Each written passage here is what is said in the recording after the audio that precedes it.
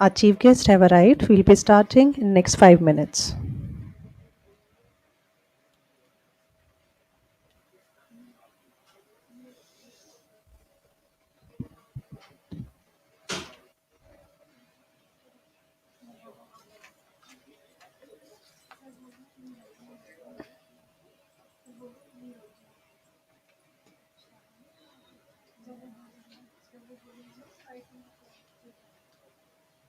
आप उस तरफ भी खड़ी हो सकती हो। अभी तो वो बैठेंगे, आएंगे, मैं इंट्रोड्यूस करूंगी उसके बाद। आप लास्ट चेयर ले लो उधर।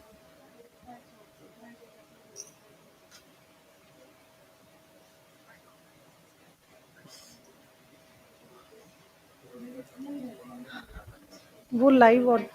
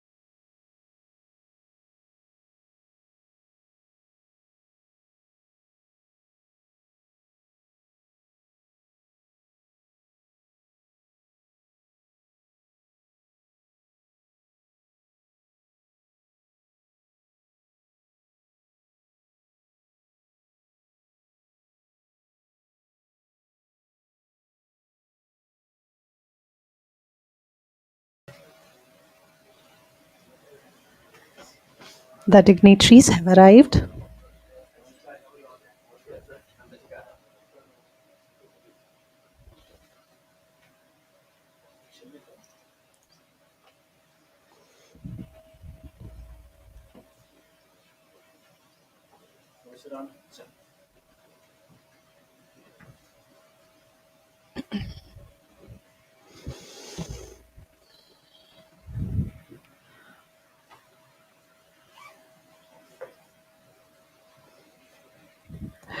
Honorable Chancellor Kumar Vijayendra Sir, Professor Ajay Rana, Honorable Vice Chancellor, Shobit University Meerut, Professor Ranjit Singh, Honorable Vice Chancellor, Shobit University Gango, Professor M. Moni, Professor R.P. Agrawal, Mr. Rajwardhan, faculty members from Shobit University Meerut and Shobit University Gango, and all those also who have joined us virtually, I, Neha Vashisht, on behalf of Shobit family, welcome you all in Honorary Professorship Conferment Ceremony of Dr. Ashok Dalwai, IAS, former Chairman, Committee on Doubling Farmers' Income, Chairman, Empowered Committee on Doubling Farmers' Income Implementation, CEO, National Rainfed Area Authority, Ministry of Agriculture and Farmers Welfare, Government of India, New Delhi.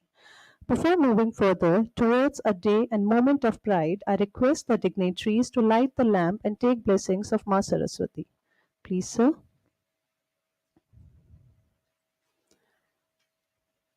I request everyone to please stand up at the respective seats.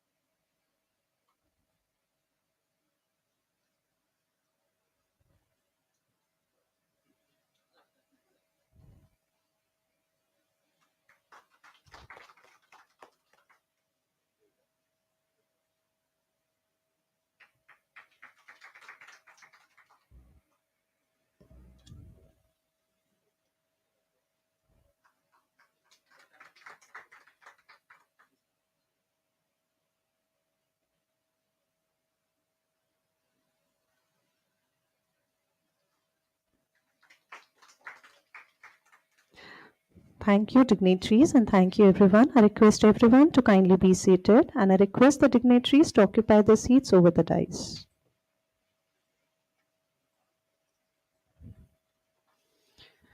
Today, we all have gathered here to celebrate knowledge, wisdom, generosity, humility, hard work, achievement, and contribution of Dr. Ashok Dalwai by Honorary Professorship Conferment.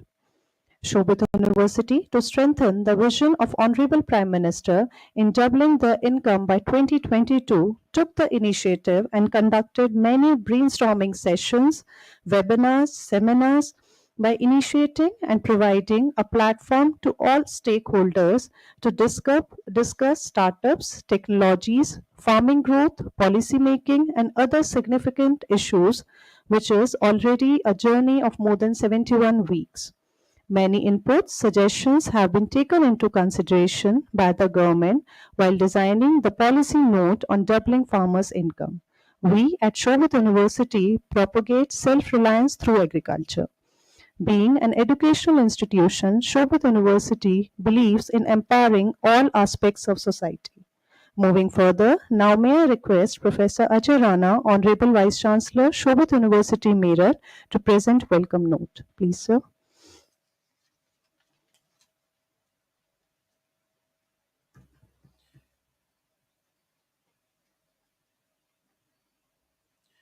Thank you, Dr. Neha.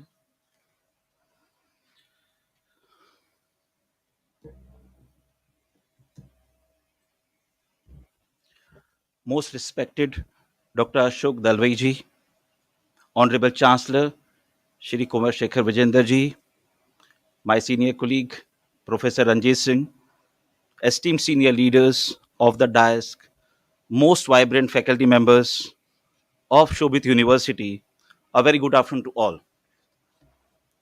Today is a day to remember. Today is a day for us to pursue and truly live in the moment. So when we ask about today, we will always able to describe what was like. Today is a historical day that all Shobhitian will going to cheers for all the years to come.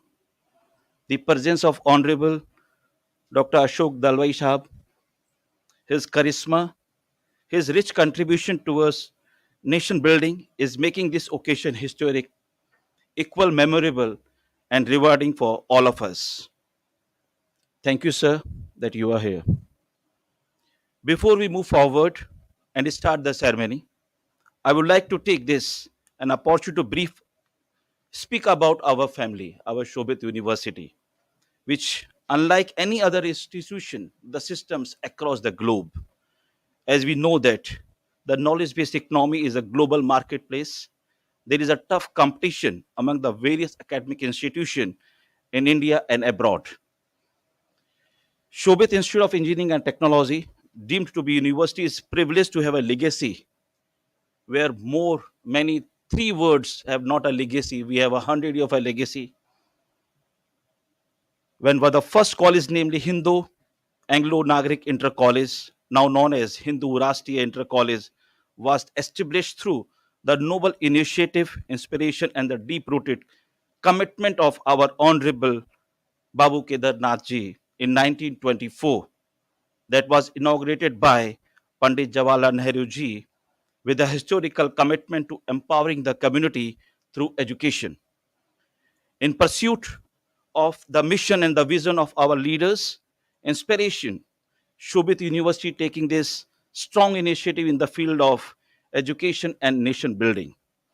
I am highly contented and determined to mention here that I was the torch bearer, the person who worked day and night, the person who worked not see the watch throughout the year. Our Honorable Chancellor Shri Kumar Shekhar Vijender ji is highly engaged leader with the passion of helping others succeed.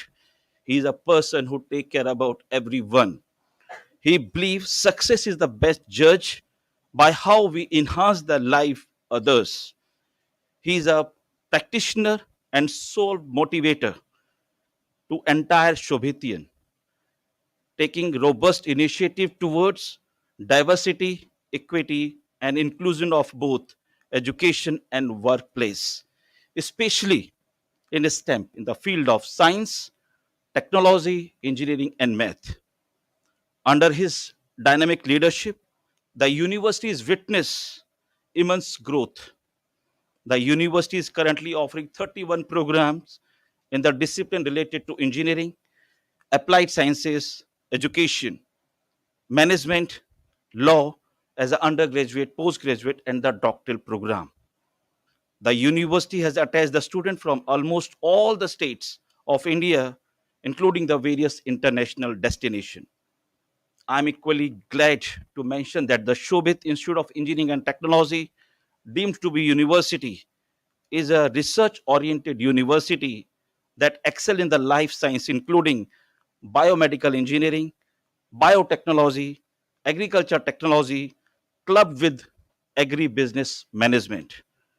It is a matter of immense pride for all Shobitian that the Shobit University has been active involved in preparing the draft paper on the vision of Honorable the Prime Minister of India, Shri Narendra Modi ji, for doubling farming income by 2022 and the open source digital technology for Atmanirbhar Bharat, Beti Bachao, Beti Padhao, Unnat Bharat Abhiyan, Plantation Drive, Conservation of Biodiversity, Fit India, Healthy India, Digital India, Swachhta Abhiyan, Khelo India, Rashtriya Gokul Mission, to the name a few. Today it is also a grand occasion as we are celebrating the first Navratri and the many other occasions. And we are honored to welcome you, Dr. Ashok Dalwai Sahab, in our this the function. We are so honored, and we all, on behalf of the entire Shobit family, welcome you, please. Happy Navratri, Jai Hind, Jai Bharat.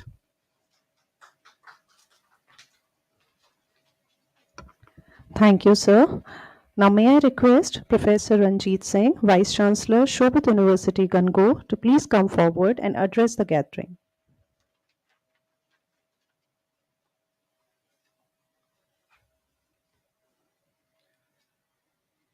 Thank you very much. Thank you very much, Neha. Honorable Dr. Ashok Dalwai ji, Honorable Chancellor Kumar Shekhar Vijendra ji, my colleague Dr. Ajay Rana ji, invited eminent guests, senior colleagues, and friends. It is indeed a matter of great honor and privilege for me to be here with this august gathering. I'm very happy and feel honored to have Dr. Dalwai as honorary professor with Shobit University Meerut. I am heading a university, Shobit University, which is situated and located in a pure rural background at a small town Gango in district Sahanpur. And the university is offering courses in different areas, which include engineering, technology, agriculture sciences, and environmental sciences. Then we have law, we have management, we have education, we have liberal arts and languages, we have pharmaceutical sciences, we have Ayurveda, we have naturopathy and yogic sciences, and many more. We are catering to the population around 60, 70 kilometer of the periphery in particular, but we have students from all over India. For me, it is an occasion where confirming conferment of the honorary fellow this professorship on Ashok Dalwai will definitely bring an honor to our university, and I'm sure that my colleagues at both the universities will make full use of this his knowledge and his experience. I am indebted to our Honorable Chancellor Kumar Shekhar Vijendra ji, who is always known for doing different things. Thank you very much, sir, for associating Dr. Dalwai with us, and I can assure you from this platform that we will try our best to use the knowledge and experience of Dr. Dalwai and make some useful outcome oriented projects. Thank you very much for giving me the chance to speak here. Jai Bharat, Jai Hind. Thank you, sir. Today it is an honor to have Mr. Raj Vardhan, President, International Food and Agribusiness Management Association, Cornwallis, USA. I request sir to please come forward and address the gathering.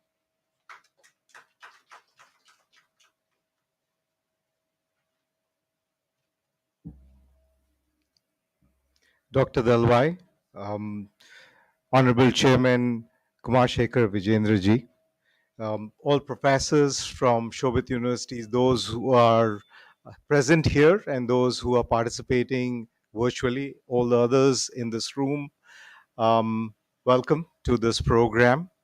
I thought, on this occasion, in this August company, what are the things that I would like to talk about? And I thought that let me go back to my basics. I am not an agriculturist by academics. I did my MBA and then later on did my advanced management program at the Harvard Business School. That makes me a general manager. But I'm a practitioner of agriculture. For 30 years, I've been associated with this industry, not just in India, but in emerging markets in various countries all over the world.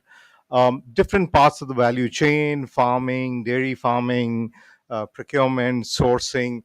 I live and breathe agriculture. So I thought, let me talk about agriculture. I'm also in a university which is propounding agribusiness. So let me talk a little bit about education. And I was just talking to some of people here, and I was talking about how could educationists today make a difference today to what they're trying to do. And I said frameworks, academic frameworks are important to the education process, but you can actually add on a lot more to the education process if you get practitioners coming inside your class. Because one, they give you a framework, but when you get into the practitioner's knowledge, then he talks beyond the framework and tells you, okay, these are things that I have come across, and this is what I've seen, and this is practical reality. And that is something that the university, I would like to encourage. You have, you've been a university which has been there of long standing for many years, and you have access to alumni, and the alumni have an emotional attachment to your university. Why? Because they studied here. And that sense of, we're all Indians, we all want to go back and give things to where we got something from. And that sense of giving back is what will bring the students back to your classrooms, and they would want to talk about what has been their practice and how have they gone about and what have they learned, and for them to come back in the classroom and talk about, I was that side of the table so many years ago, but now I'm in this side of the table, no different from you, except maybe years of experience that I've been able to get practically. And that creates a lot of impact as far as education is concerned. The other thing that you can look at is a more partnership based approach, which is, for the educational institution, what kind of partnerships would make sense, whether it is research training, whether it is with universities, similar universities overseas, organizations which are focused on this kind of a thing, sharing of knowledge. How can we contribute and help each other grow? Not all expertise will be within of the folds of this four walls. There would be some expertise, some experience that we can learn from other people. So trying to get a partnership approach to education and saying, okay, how is it that we can get other people involved would make a lot of sense. I'm also told that I was talking and I was told that how Shobit University has model farms and is looking at training, imparting training. One of the things that I would request is, it's a great initiative to look at practical training to farmers or to students who are studying agribusiness. Look at how are you creating an impact. It's not just sufficient to impart that training. See what has happened with that training. Follow the course 2 years down the line, 5 years down the line, 10 years down the line. See whether you've been able to make an impact. Rejig the training program if you feel something was not covered, and say, okay, this is how long term as a university we're going to make a difference to the agri firmament in India. So that is something that the university can look at. I think enough said on the university and education. If there are no farmers, there can't be agriculture. So I thought maybe we should talk a little bit about farmers. And I'm encouraged with Dr. Dalwai's presence here, and he was he's been chairman of doubling farmers' income, and that's something which is very, very close to my heart, sir. I have a couple of ideas, couple of things that I'm working on, which is purely from goodness of heart. There's nothing commercial about it. I do want to do good. I think I've made enough money to live my life, rest of my life, and there's no interest in about making money. But how do we actually genuinely, make a difference to farmers' life? Um, Couple of things that I would like to talk about is to look at inspirational countries. Which are the countries we should look at? A number of times when we are looking at technology, we automatic transgression is towards the West. Look at what US is doing. Look at what Netherlands is doing in hydroponics. These are all very poor examples. Why? Because of two reasons. One, our weather systems are very different from the weather systems in these countries. Ours is a lot more harsher climate. And two, the size of the holdings in the US and size of the holdings in Netherlands are far bigger than what it is for the poor farmers. Does not have the capital. The farmers in the West don't have the capital constraint that our farmers have. So therefore, those models can never be an inspiration for us. Inspiration, then what is the inspiration? Inspiration for us is Israel. Why? Because of the harshness of climate. If you look at agricultural innovation, in my mind, that's one of number one when it comes to agriculture innovation. If you look at Australia, that's great also for because of similarity of harsher climates. If you look at China, I think again China is a great agriculture inspiration. I've spent 9 years in China, sir. So my experience is from my experience of agriculture, seeing China agriculture firsthand. And I'm saying that when you look at the small size of the holding of the farmers there, and how farmer incomes has increased, and how they have elevated their entire population above the poverty line, and the kind of impact that they have done in agriculture, the kind of innovation which is there in agriculture, how China is converting its deserts. North of China is all deserts. How they are converting deserts into arable land are things that we can definitely borrow from that book. Um, Government policy is something that is definitely, government is formulating a lot of policies. 2018 is when I came back, and I've been involved in trying to understand the agri environment here. But prior to that, I've been basically for 25 years in various emerging markets globally: Vietnam, Nigeria, China, Russia, various places where I have had a close look at agriculture. And I'm seeing that the government is very focused in what it wants to do. But then there is a need to go beyond the intent. And I see a lot of good intent. I see a lot of good policies being formulated. There has to be a focus. And one of the things that I would talk about is building infrastructure. The government of late is involved in building infrastructure. The on farm infrastructure that you see in the West is not there in India, and it is not possible in India. A, constraint of land; B, constraint of capital. So government is actually making efforts towards encouraging investment in infrastructure. Now, beyond just encouraging infrastructure, what can the government do policy wise? And I have some models in mind. I don't have enough time to talk about it, but how they can, through these policies, help the farmer in actually doubling the investment. So while the government is trying to build infrastructure, they can go well beyond to create that impact. Funding commercial research. So while government is funding research, but any research work which is being funded which does not have a commercial application, in my mind, is just money going down the drain. So there is a need to look at the impact that research is being able to have. um, Try to fund models where they feel that this will create farmer access to, whether it is markets, whether it is funding, whatever it is, to support, whether it is policy, through policy or through subsidy. These are the areas where government could really, and I see a lot of intent. It's just a question on the implementation versus the intent. So that should be a little focus.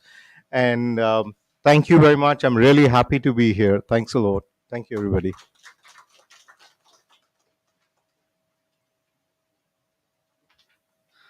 Thank you, sir, for the great inputs about agriculture.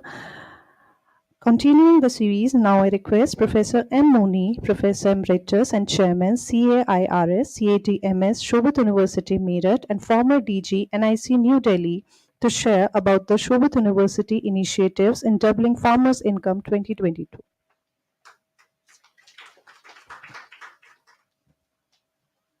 Thank you very much.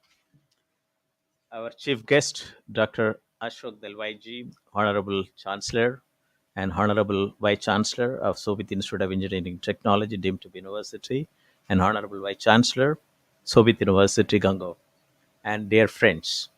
It's a great occasion, not only for me and for all our, what do you call, Dr.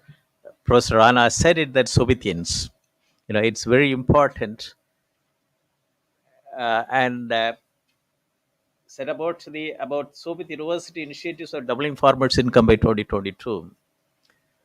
I would like to talk about 4 incidents where how Soviet Institute of Engineering and Technology, deemed to be university, was involved. In 2009, I got a call from the corporate office of the Soviet University that at that time I was a deputy director general in National Informatics Center, working in the agricultural sector. That is it possible for you to join for a meeting at Hotel La Meridian? There is the team which has come from Australia. So I said, fine, no problem, I'll come down. And this is even though they came to know about the type of activities which I am doing it from the university, from the government side, they have taken an interest, and then they would like to convert that as a curriculum in the university, a first engineering institute university to have agriculture as a use case. 2009. Then 2010, there was a, in the boardroom in the same building, we had a 2 days deliberation. And that time, Professor R.P. Agarwal was totally involved, and we have designed the curriculum. And very good stakeholders were there. And Dr. Subaya is an IAS officer from Kerala cadre, and Professor Arbis Singh, former director IARI, and many other experts were involved. That this type of course on agricultural informatics at the MTech level is necessary. We have to train the BS agriculture graduates, engineering graduates, postgraduate non-engineering candidates have to be trained on technology in agriculture, and they should bring back to the agriculture sector. This is the vision in 2009. And the Honorable Chancellor, and that time he was the Honorable Pro Chancellor. And I felt very happy that because I was born and brought up in a rural area, even though I'm not an agriculture scientist, but my DNA is made of agriculture. I am a mathematics student, MSc Mathematics from Ramakrishna Mission Vivekananda College, Madras, and MTech Computer Science from IIT Chennai 76-78 batch, and then joined in NIC. And my realization came when I was given the responsibility to work out as to how to introduce computerization in 512 districts way back in 87. The program I was given by my Director General, 6-letter word that is called DISNIC, DISNIC, District Information System of NIC. So I took Kerala as a model and visited districts. Many of the district collectors at that time, later they became Secretary to Government of India. Some district I was received with the black flag, go back money. And this time they say, go back money, we don't need computerization. And when I was having a discussion in the directorate, Mr. Varadachari was the secretary planning. He was helping like anything. He was one of the very innovative person. He was a secretary planning of the government of Kerala. And one minister, Gauri Amma, she said that we are a left front government. We don't need computerization. Ask this official from the government of India to go back to Delhi.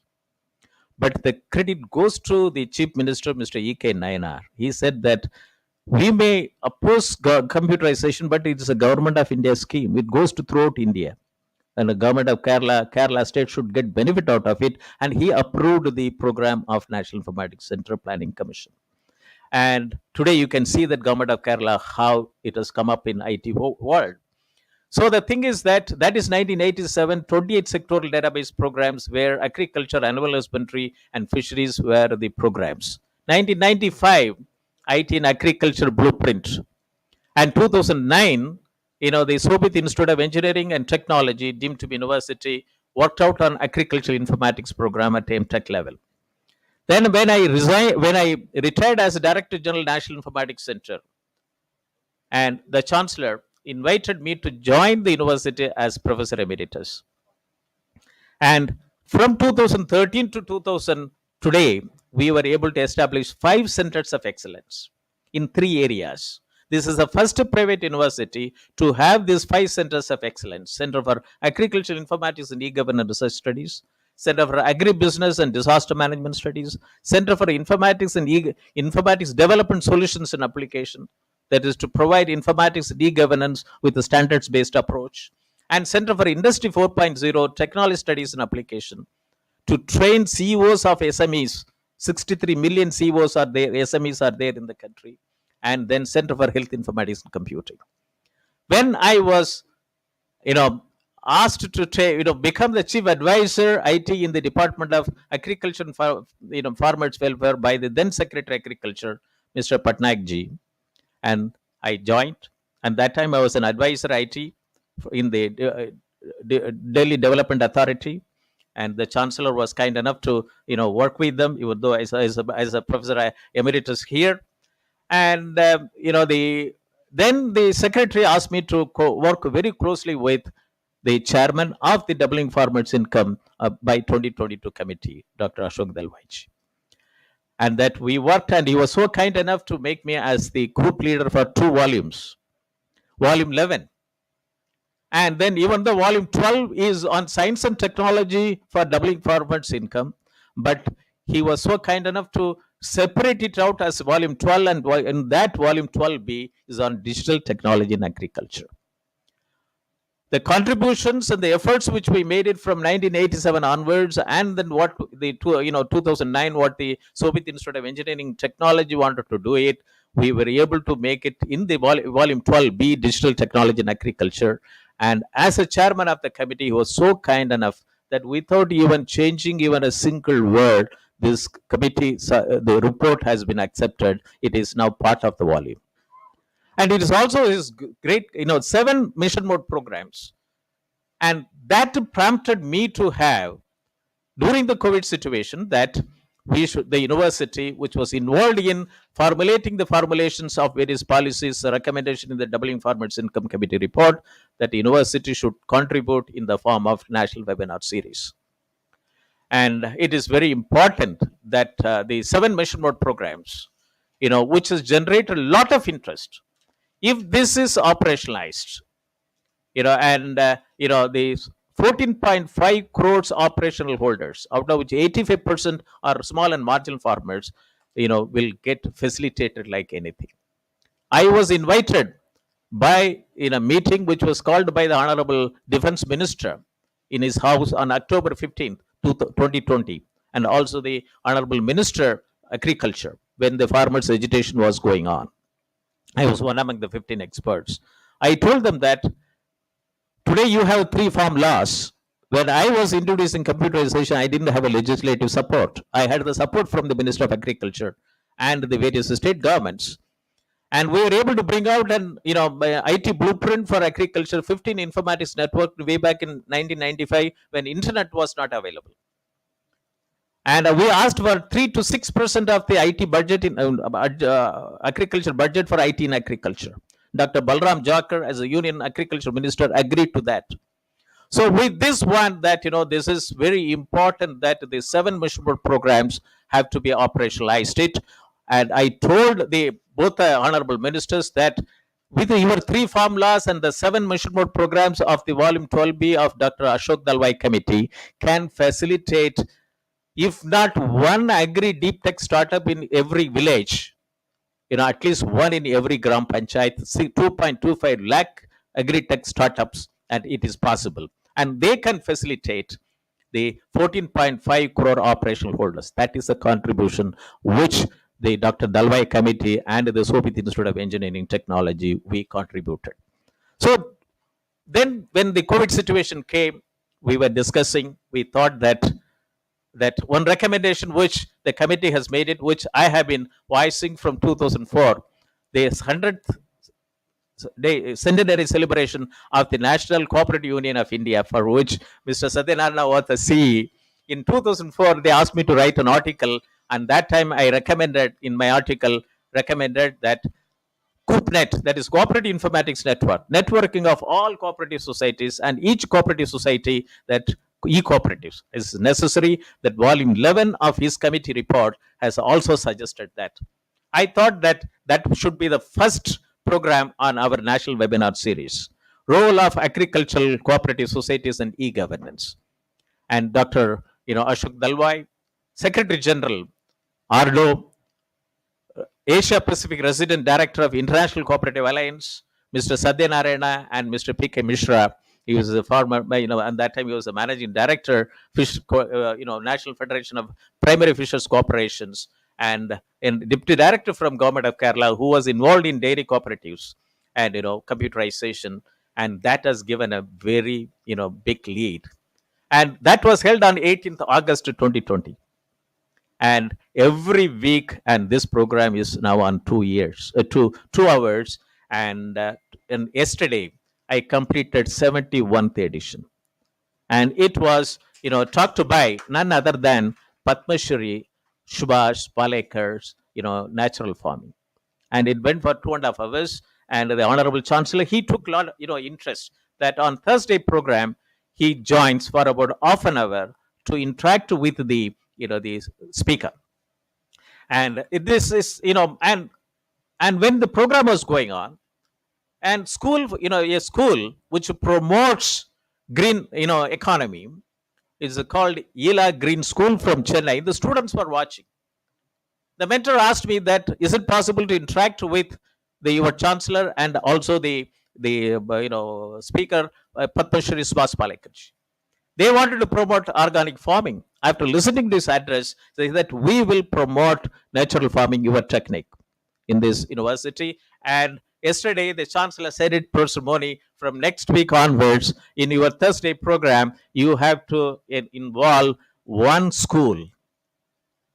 That let the students from the school understand what the university would like to promote under the national webinar series on doubling farmers' income, by 2022. And that is the the vision. I completely agree with Mr. Rajavaradhan, and I strongly feel that India is an agrarian economy. We have 42,000 higher education institutions, 1,500 universities, 100 ICR institutions, 450 agriculture colleges. All these institutions have to have an agriculture as a use case. Technology, when we initiated, technology tools were not available. We were strong in information system. Today, technology is available, but they don't know where to apply. That is the situations that, and with the 7 mission mode programs and GIS technology and remote sensing technology, drone technology, and these 1 lakh primary agriculture cooperative societies and 22,000 primary fisher cooperative societies can bring in revolution at the grassroots level. Now, for the 14.5 crore operation holders in the country, 450 agriculture value chain, it is very important. It has to be achieved. And we are also promoting that, I think, and I would like to inform the August gathering that this is universities working on the integrated approach for health informatics network value chain. 85% of the disease which we get come from animal, COVID-19 situation, and health informatics, human health, plant health, animal health, soil health, water health, and environmental health. It is $1 trillion economy. Data analysis alone. With the GIS technology, we can bring it out at a particular location, how the situation is looking like. The country need not to have a lockdown hereafter. With this artificial intelligence and data analytics and blockchain technology, we will be in a position to have that in which area has to be looked into it for in such a situation that And this is university has set up a center for health informatics and computing for that purpose. We would like to convert biology students for BSc Health Informatics, plus two biology students, and BSc Biology, BTech Biotechnology students for MSc, the Health Informatics, which will include, the artificial intelligence, blockchain, and big data analytics. Lot of things. Rural India is a powerhouse for development. It can add $3 trillion economy to our GDP if the technology is adopted properly. And Soviet Institute of Engineering Technology, deemed to be university, and Soviet University Gango are in this mission. And I thank today Dr. Ashok Dalwai for accepting our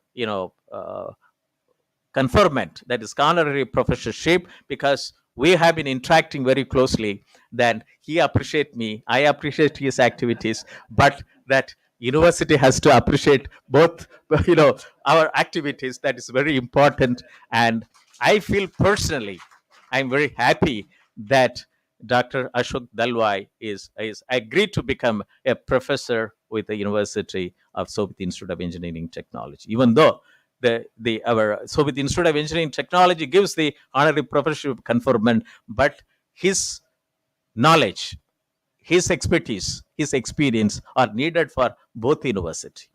That is, with this request, I welcome all of you, and I thank both Honorable Chancellor, Honorable Vice Chancellor, and Dr. Ashok Dalwai ji is the chief guest for this August function. Thank you very much. Thank you.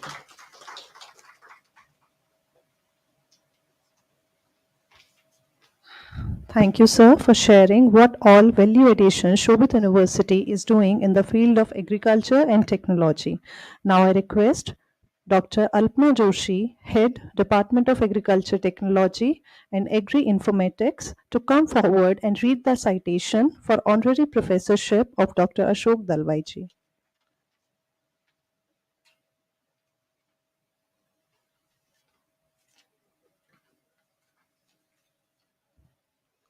Thank you, Dr. Deha. Today I am feeling really honored to read citation for Dr. Ashok Dalwai ji, who is a member of Indian Administrative Service of 1984 batch of Odisha cadre. He commands more than 35 years of outstanding and exemplary achievements, having served in different capacities at both field and policy formulation stages in the states of Odisha and Karnataka, as also Government of India.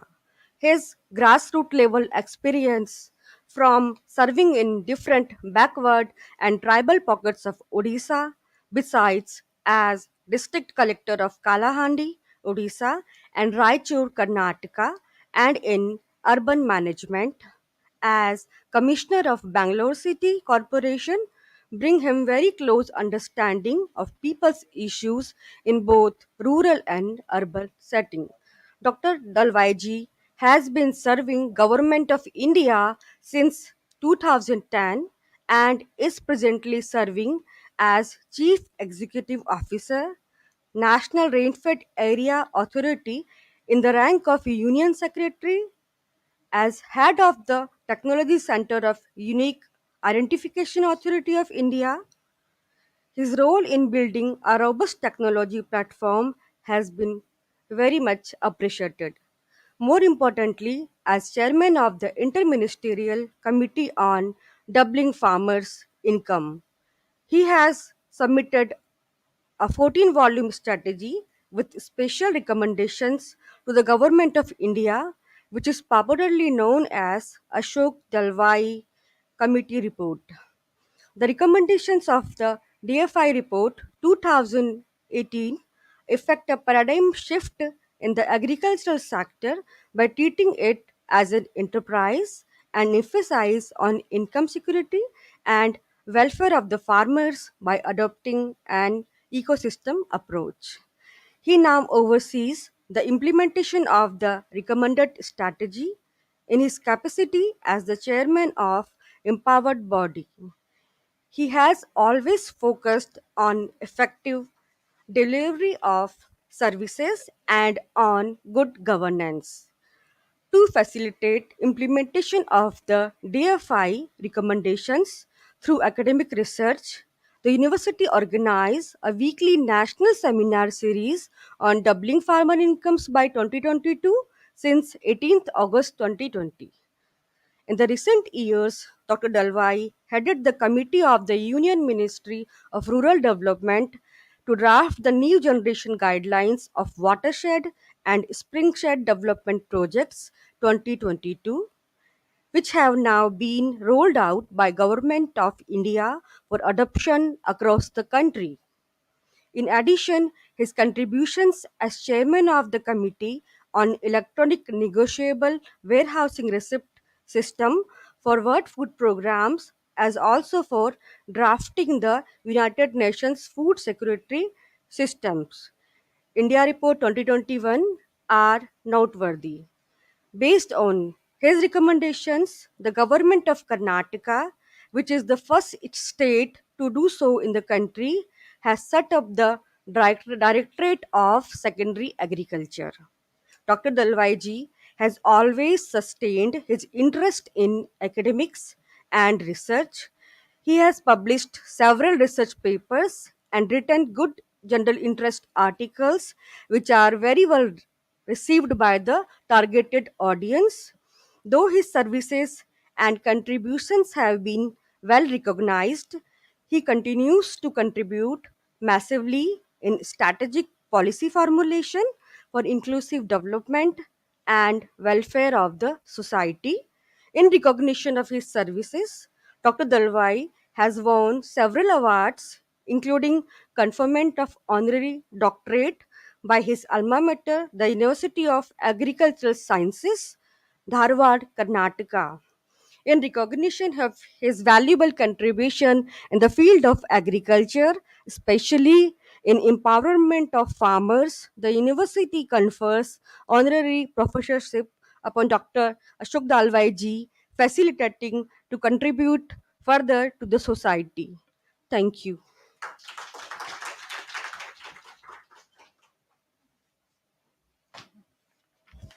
Thank you, ma'am. Now I request Honorable Chancellor Kumar Vijendra Sir to please confer upon Honorary Professorship to Dr. Ashok Dalwai ji.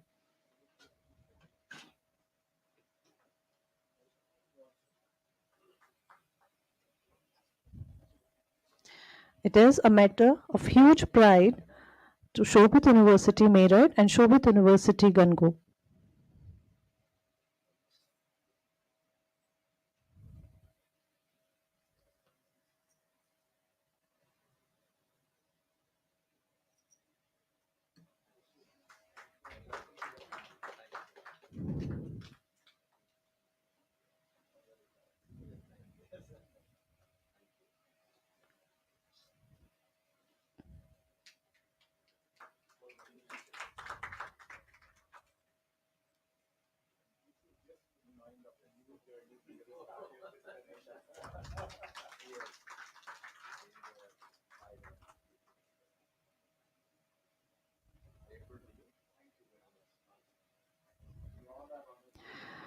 Thank you, sir. On behalf of Shobit University family, I welcome you in Shobit University.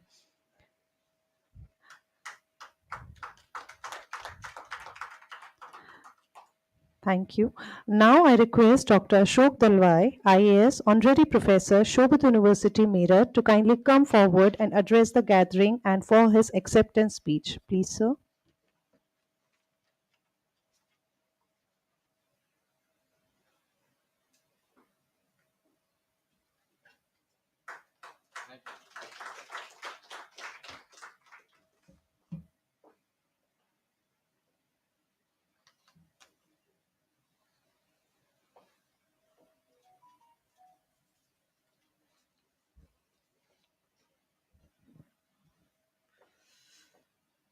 Namaskar to everyone. Yeah, Namaskar to everyone. Honorable Chancellor of Shobit University, respected Kumar Shekhar Vijendraji, the Honorable Vice Chancellor of Meerut, Shobit University, Dr. Ajay Rana, Honorable Vice Chancellor of Shobit University, Gango, Professor Ranjit Singh Ji, Professor Emeritus Dr. Moni, Shri Rajvardhan, Shri Satyanarayana, Professor Agarwal, and everybody else here, all the distinguished invitees, ladies, and all my colleagues now of the two universities, and the young students and other invitees who are on the virtual mode, and my own classmate and friend for last 50 years, Mr. Sudarshan Satija, who has joined me here. Once again, I offer my salutes and namaskars to you on this auspicious day. Today is Ugadi Day. It's a new year. The university would not have given me a better privilege than inviting me to be with them to confer this honorary professorship on this particular day. I take it that this was a blessing of my parents, the God, Guru, that motivated you or inspired you to choose this particular day. I've always said that the chancellor is too young to be a chancellor. But then, age really does not matter. Experience matters. One can pack 24 days with nothing, or you can pack it with 48 hours of experience. So, as I interact with people from this university, I realize, as you all believe, that he has been able to pack his life with lots of commitment and dedication to the society. The fact that he's been able to take an unconventional path in building the curriculum as also the pedagogy of this university goes to speak a lot about his own personality. And as the Vice Chancellor read about the history of this university, no one would be left unimpressed that this university has a deep heritage, that way back in 1934, before India became independent, the family elders decided to contribute to the society through the much needed education. So today, I would like to join you in paying my tributes to Babu Dr. Kedarnath, the family elder. And this heritage is invaluable. Years and decades of service in making a change to our surrounding is certainly to be lauded.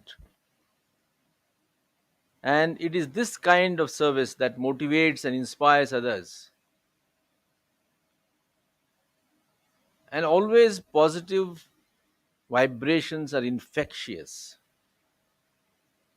That's why, way back in 1911, Sun Yat sen, the chairman of the then Republic of China, who was very keen to promote education, he gave one call to his countrymen: each one teach one. So, this is how we create a chain reaction. who can create a chain reaction of positivity or negativity. We must dedicate ourselves to making a chain of positive reactions. Change is not arithmetic, change is chemistry.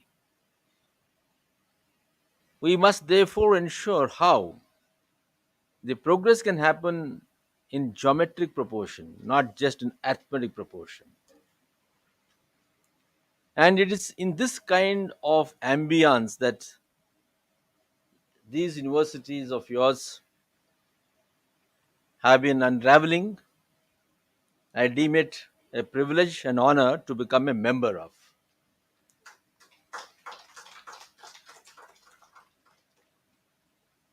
I'm not too sure whether I am appropriate for this title, but I can tell you that this is a title that I've always aspired for. In fact, I come from a school where they prepare the boys for joining the armed forces. Our Major General is here. I recognize your presence, General. But then, as destiny would have it, I was not able to join, not because I didn't make it through, but because I was considered not medically appropriate. But then I told my father at that point of time that maybe I want to do research and do academics, and that was my first love. But it just so happened, because destiny, I always believe in destiny, that one of our former directors of the college, when he came to our college as a chief guest, he told from the platform that I want boys like Ashok Dalwai to join the Indian Administrative Service. I was just in third year at that point of time. It was more a matter of challenge or excitement that somebody like that dean, who had spent his 20 years of life in London teaching and had come to become our director, thought that I was fit to be joining the civil service, and therefore I took the exam and I got through, as destiny once again destined it to be. So the bus of professorship that I missed way back in 1980s has come to me in 2020s. So always life is a cycle. That's what I strongly believe in. And today, as I stand before you as one of your professors, I am convinced further, and that thought gets concretized, that what you aspire for will never go missing in your life. You need to wish for it strongly. A mere wish should be a daydream, and I'm very good at daydreaming. My classmates know that. But that dreaming has to be supplemented by hard work. And one of the greatest social reformers of our country, born in Karnataka in 12th century, he said, work is worship. In Kannada, he called it as Kayakave Kailasa. If there is somewhere Kailasa, it is in our Kayaka. Work is worship. And his name is Basveshwara. So nothing can happen without work. And work never starts on one fine day and never ends on one fine day. It is a continuous cycle. So thank you very much for giving me this privilege and opportunity. It shall be my not just duty but my dharma to do whatever little I can do to progress the vision, the mission, the goals, objectives of these two universities. And under two able vice chancellors, it shall be my privilege to supplement and complement their thoughts in a very humble manner, though. And it's always a pleasure to be interacting with the teachers, with the students in particular.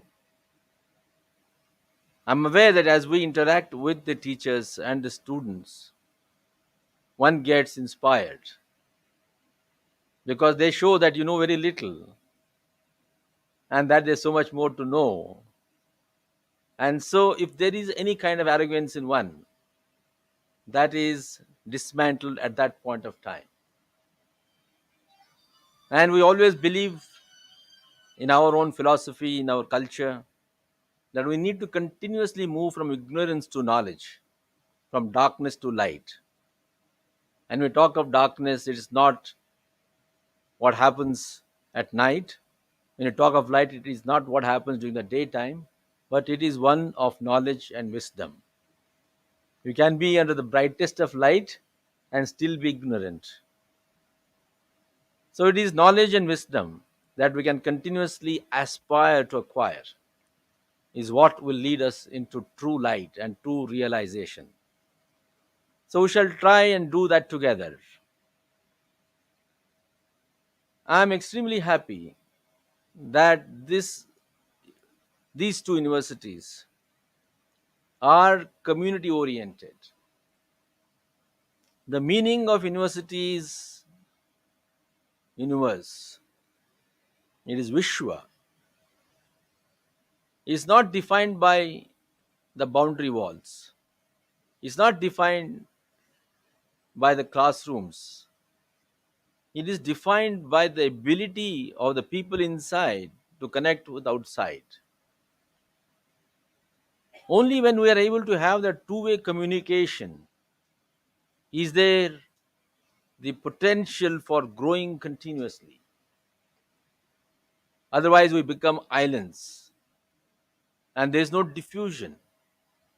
A university is supposed to diffuse the knowledge and remove the darkness that lies outside. And that can happen provided we are willing to adopt knowledge and science not for the sake of it, but for the sake of delivery. Science, whether it is physical science or social science or any other science, it cannot be for science itself.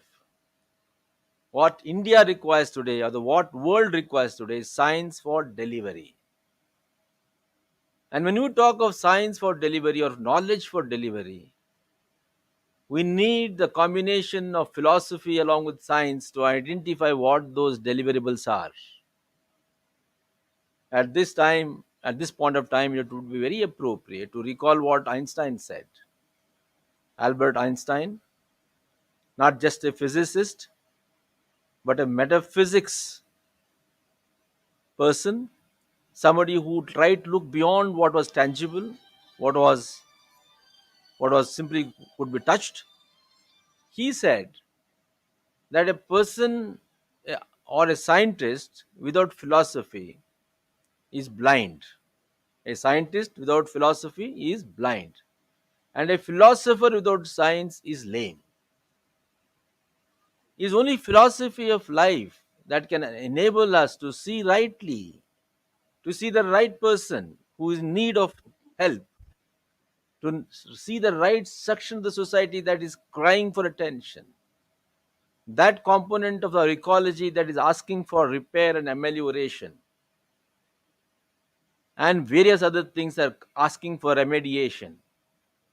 And likewise, we see everything rightly, but we don't have science, then we will not be able to find answers. The solutions lie in science because science means investigation, science means putting things together. So, philosophy and science have to go together. But I would also like to say at this juncture that confining ourselves to science may not be adequate. As they say in economics, something is a necessary condition but not a sufficient condition. Science is a necessary condition for the good of the society, but it becomes sufficient when we're able to translate science into technology. In that sense, somehow India, through the ages, I may be wrong, has focused more on science and philosophy. It has been very inquisitive. It has been wanting to unravel the mystery of this universe. But then, how to translate that into technology to make the life of the society more easy has not been truly our strength. So, today, we need to see how we are able to focus on technology so that the full potential of science is unraveled in service of the society, not just for India but outside India. And when I talk about outside India, we must remember Gurudev Rabindranath Tagore, who always talked about breaking the fragments that divide our society in the name of nations, in the name of states and other kinds of political constructs. He always talked about what is called Vishwamanava. There's another great philosopher and writer from Karnataka, a Jnanapith Award winner, Kuvempu, a great writer. He also talked about Vishwamanava. So, Gurudev Rabindranath Tagore and this great writer Kuvempu, both of them always looked at Indians becoming global citizens. And this is what the government today and Honorable Prime Minister are talking about, that how India can become the Vishwa Guru in the 21st century. So it is not that this particular philosophy has suddenly arisen. India is deep in its rich heritage with its rich philosophy. And it's from that particular philosophy of millions of years that today government is talking or India is talking of becoming a Vishwa Guru. And to make our young students, to make our general citizens commit themselves to becoming global citizens, to making India a Vishwa Guru, it is education that is a tool. Mahatma Gandhi said, education is a double edged sword. Either you can use it to make life easy for the people, or to use it to cut somebody's pocket and become a criminal. Here, once again, the social norms that will be born from philosophy will teach our students how to use education for the good of the society. The new education policy is precisely talking of these things. The new education policy 2020 is now talking about creating an environment where the students would be global in their outlook but rooted in Indian values. That means we must be proud to be Indians. We must be proud of our rich past. And simultaneously, we must be futuristic to make India a leader of the world, not in terms of materialism alone, but in terms of thought process, in terms of morality, in terms of ethics. So, new education policy is something that we must all try to inculcate and understand. So, some of the important aspects of the new education policy. The first one, that we shall focus now on universalization of education. That means we shall see how education will be accessible to everybody. It will enable participation for everybody and it will help the people to realize their full potential. So, in terms of universalization, it is talking about ensuring that every child which is supposed to be in school will be in school by 2030. And the schooling means up to class 10, that is the higher, the secondary school, from class the lower level, that is the kindergarten, to the class 10th. And at the higher level, it is talking about at least 50% of the children are in the higher education by 2035. Along with this universalization, it is talking about a restructured pedagogy and content. That is very important. And here comes the role of universities like Shobit. I'm happy that Shobit University is already a multidisciplinary university.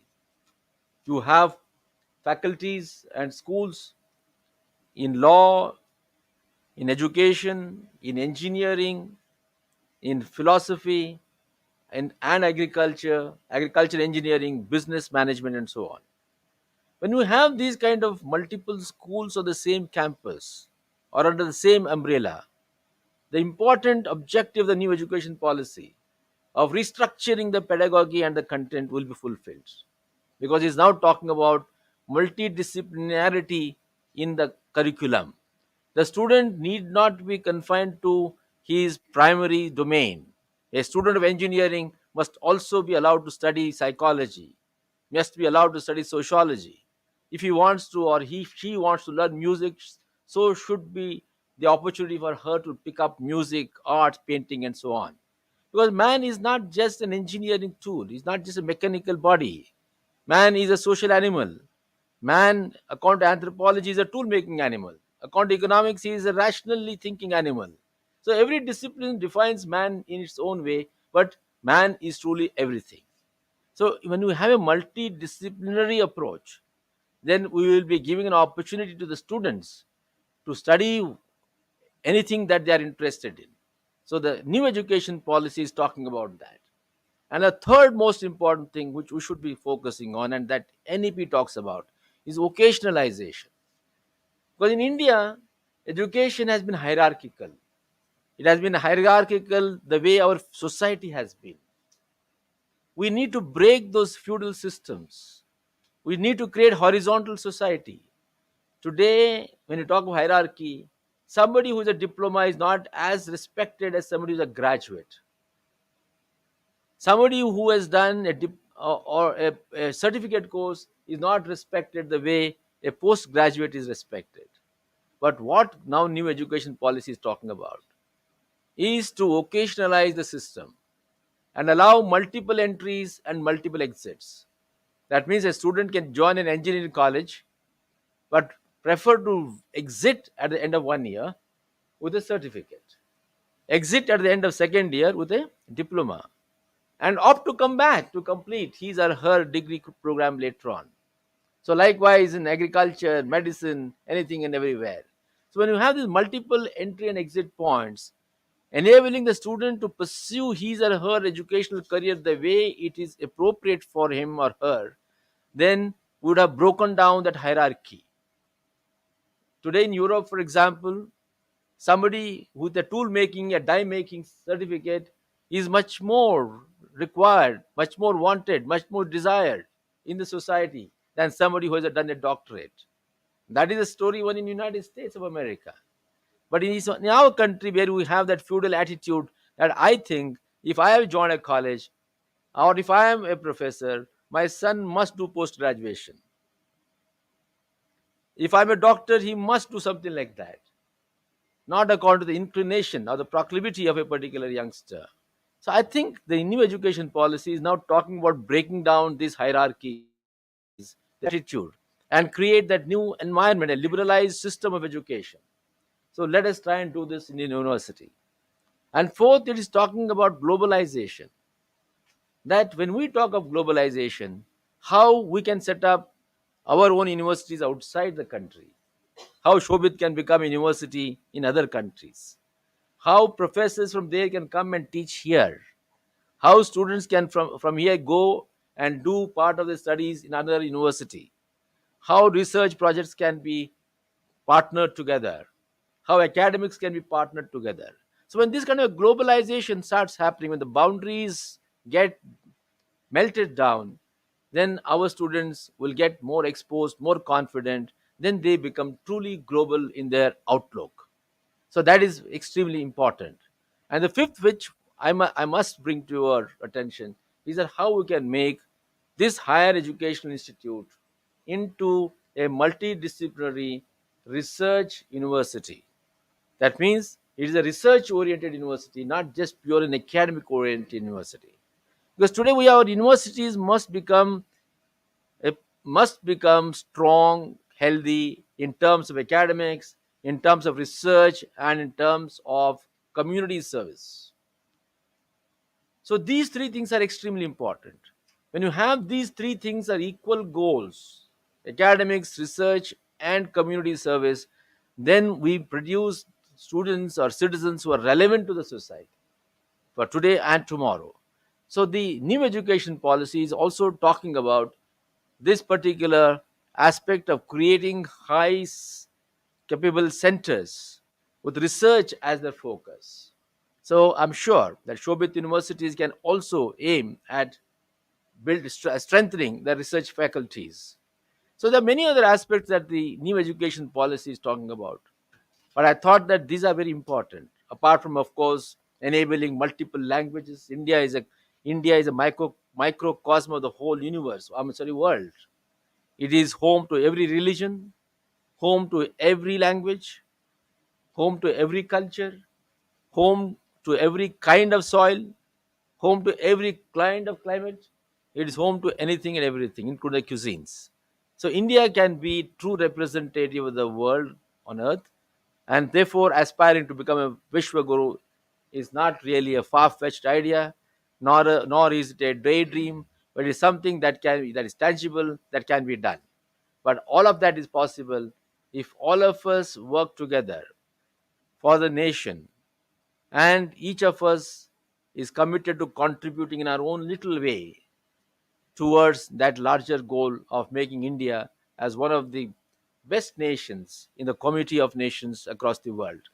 So I would like to thank you very much for giving me this opportunity, this privilege of being with you this evening, and more importantly, welcoming me into your family. I deem it really an honor and a privilege that you have given me, and it shall be, as I said, my dharma to do whatever little I can do to take the vision and mission of your universities. I would like to assure both the vice chancellors and, of course, the chancellor that I am there with you, and we shall do it together. Because I strongly believe that collective intelligence is most important than individual intelligence. It is the collective strength that is stronger than individual strength. However, even if somebody is an Samson or an Atlas. Lastly, let me tell you that ultimately our alumni will be our ambassadors. John F. Kennedy, who said in 1962, the success of any university can be judged by the performance of its alumni. So the way alumni conduct themselves will reflect on the teachers and the universities. We want every student who passes out of these universities to look back with love and affection and recall his or her teacher. It is the teacher who makes the life. And though I am referring to everybody as a teacher, I know that there is a distinction between being a teacher and a professor. But that is, that is, I think, not really very important. Ultimately, everybody is a teacher. But we want our teachers to become gurus and acharyas, as Hindu philosophy asks for. That means you become not just somebody who gives inputs, but become somebody, a mentor, a guide, friend, philosopher.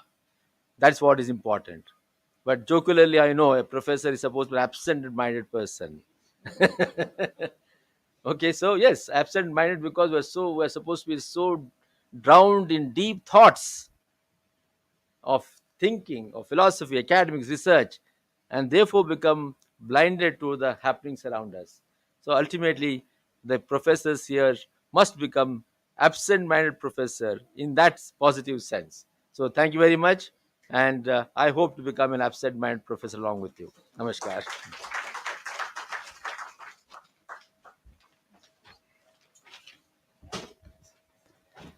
Thank you, sir. It is a matter of pride and honor on your becoming a Shobhitian.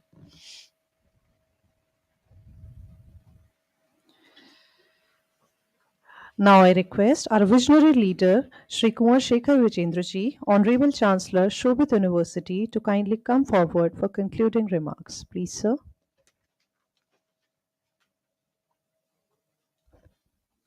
Good afternoon, everybody, and thank you, Dr. Neha. First of all, on behalf of Shobhit University family, I congratulate and welcome Professor Dr. Ashok Dalwai to the family. Absent-minded professors, we have very few, but now we have one at least. Yeah, thank you very much for being with us today.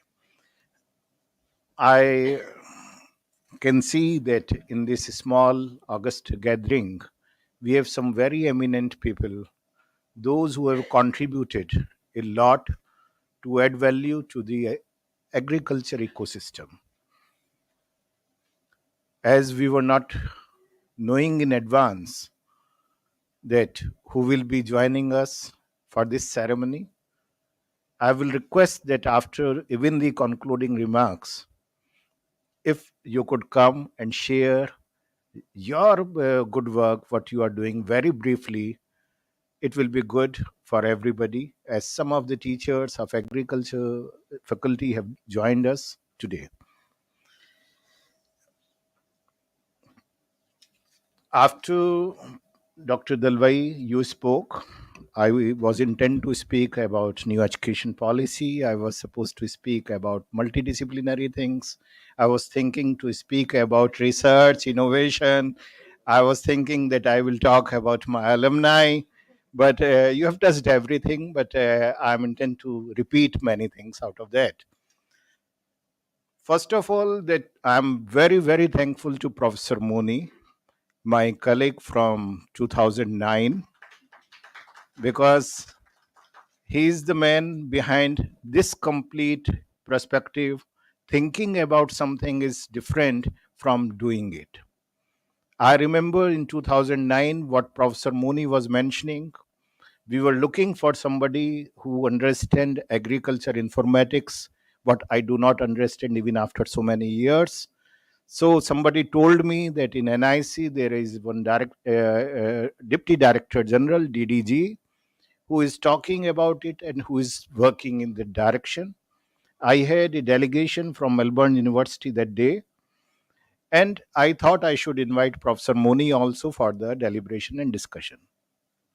And 2009 onward, that journey has become a journey of empowerment of farmers of the university. Thank you very much, Professor Moni. And he is the bridge today also for bringing a wonderful professional, wonderful bureaucrat, a wonderful academician even in the family of Shobit University. Thank you, Professor Moni, for everything you are doing for the university. We have Major General Chandra with us. He is advisor to the university, a man who was heading the education core of Indian Army and doing a lot of good thing with us. Thank you, General Chandra, for sparing time. Our Vice Chancellor was speaking about that in Shobit University we are working on STEM. Yes, we are. As a multidisciplinary university, science, technology, engineering, mathematics, they all are our core areas. But from the inception of the university, the day we became university, we started adding one A in that. So from STEM to STEAM, we are working, and that big A is agriculture. The idea behind it was that everybody, every institution, every university you go, they talk about these STEM, STEM, and STEM. Globally, it is happening like that. Agriculture, which is the root of many things, nobody was talking about. We decided we will work in that direction. We decided that in villages, we have to see that our farmers are empowered by technology, by science, by new technologies, and everything, whatever we can give, whatever we can contribute, we must work in the direction.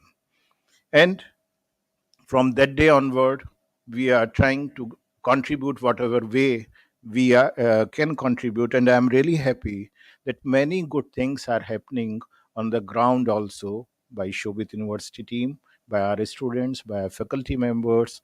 Everybody is working in the direction. I would like to, for the benefit of the audience, Shobit University invites eminent scholars, contributors to the society, and people, those who are enriching and empowering the nation or the globally, they are working on a certain task as honorary professor. We have a very small number of people, those who are honorary professor with us, and I again welcome you to that fraternity, well-deserved one. Dr. Bindeshwar Pathak, Padam Bhushan, who is the founder of Sulabh Shoshalya Foundation, he is honorary professor with us. Professor Jack Sim from Singapore, who is considered as toilet man, he is a professor with us. A very eminent monk from Akshardham, Prampra, after Parmukh Swamiji, who has done a wonderful job of bringing all our ancient scriptures. Mukhopadhyay ji, he is honorary professor with us, and now Professor Ashok Dalwai is honorary professor with us. So it is indeed a pleasure for all of us that he is with us.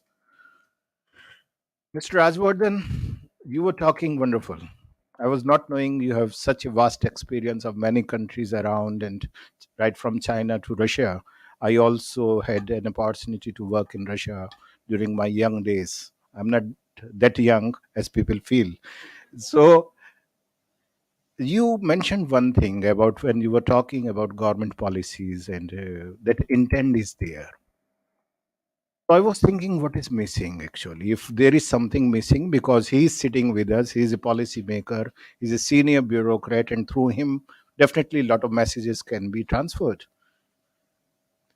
I personally believe when Honorable Prime Minister was talking about self-reliant India, it was not only intent he was talking about, there were many other eyes. So I could recall five eyes what Honorable Prime Minister was speaking, what our government is talking about very frequently. The one is intent. Yes, everything starts with that. Second is infrastructure. The government is working in that direction. And very seriously, they are doing in different areas, including agriculture at a grassroots level. I myself hail from a small village of Western Uttar Pradesh. We are seeing that a lot of work is happening in that direction. Third is investment. Investment does not mean that we have to depend only on the government, that investment they will bring and will use it. Tangible and intangible, both investments are coming. Financial and non-financial investments are coming. And I am happy that it is coming, but more and more is required definitely in a country like ours. Demographically, we are too big, and geographically also. What two things I found were missing, and where Shobit University wants to pitch in and request all other stakeholders to come and join us, is one is innovation and research. We have wonderful institutions. We are not an agriculture university. We are purely a science and technology university, but we decided that we will work in that direction. Innovation and research has to be there, because vertically if we look at, we have agriculture universities, we have wonderful agriculture research institutions, we have so many infrastructure in this country, but everybody is a separate vertical. They are working, they are happy, I did this thing, but if somebody else is doing it or should be doing, or they should not do it. Like collective wisdom, what Dr. Dalwai was mentioning about, is missing somewhere in the government as well as in the academic arena, in industry, everywhere it is missing. So this is where we are trying to build in a knowledge grid. I'm talking about it from last few years, and I always believe, as again I will mention Dr. Dalwai, that once you start talking about something, it happens. Once you start desiring about something, it happens. So I'm advocating about a knowledge grid in this country, where we are telling whatever resources, whatever potential, whatever things any institution is having, it should be available to others also. And I was happy that last year in the budget speech, the finance minister was talking about developing one such grid in Hyderabad, when she was telling that some of the institutions of the government, those who have the same mandate, they should come together, club their resources, and do more research and innovation. I was talking to Dr. Dalwai before this program, sitting in my office. There also I was telling, and the fifth one is involvement. Involvement has to be of the government and of the society both. And this involvement, Shobit University, when Honorable Prime Minister spoke about, he said that there is a vision that we have to double the income of the farmers by 2022. When many of the people around, they were thinking, what he's talking about. Is it possible? कहीं एक और जुमला तो नहीं? Then we were thinking, we were sitting, we were working at what contribution we can give at least. There is a vision, and that involvement of 1100 universities and 45,000 higher education institutions. If it can be there, I have requested Dr. Dalwai today, and I'm mentioning it again here so that he will remember it. So I requested him if a single letter from his office under his signature can go to 1100 universities and 45,000 higher education institutions, sharing about the vision of the government, initiatives of the government, what they are doing. So definitely it can be a game changer. If even 5% or 10% they decide to contribute, to get involved in the process, suddenly the things will start changing very, very fast. And this is where we all have to come. And that's why Shobit University got involved not only in this process, there are many such initiatives where Shobit University is working very, very seriously. And we are trying to bring at least that contribution. I'm not talking about a change we will bring, but we want to sleep happily. When he was telling about that universities have to work universally, a universalization, new education policy is talking about, we believe in that. We are working in many such areas where I do not think that people are working or should work. One is that from ancient Indian wisdom, we are trying to work on scientific proving that wisdom, like a Rudraksha Research Center we have. And what is that Rudraksha Research Center? That long back we decided we have a Center for Spirituality and Research, which was headed by one of a dear guide, Mahamandaleshwar Mardanpuri ji. We lost him during COVID. So during that center, in that center, we decided that whatever is written in our scriptures about Rudraksh, can we prove it scientifically? 7-8 years back, we made a team of our Department of Biotechnology, Biomedical Engineering, Agriculture Technology, Ayurveda, Pharmacy, and Mechanical Engineering.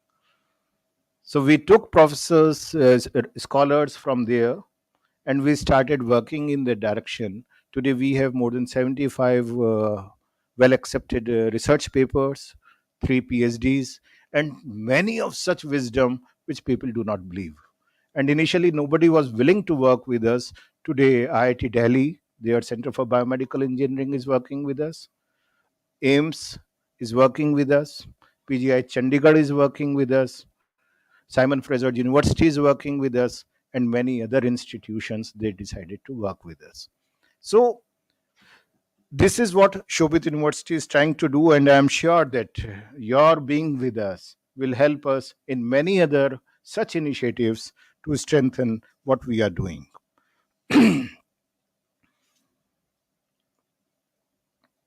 Regional languages, when you were mentioning, so I just recalled yesterday only I received a call from the vice chairman of AICT, Professor Punia, because we all are aware that government is promoting now under new education policy that in regional languages education should be there. And I am happy to inform everybody over here that from coming session in Shobit University Gango, we will have some engineering programs in Hindi too. So these are well, they may be very small initiatives, but I know that they have their own impact on everything what we are trying to do and what we have to do together. In research, just for the information of the gathering, August gathering, Shobit University is having 260 patents in our credit.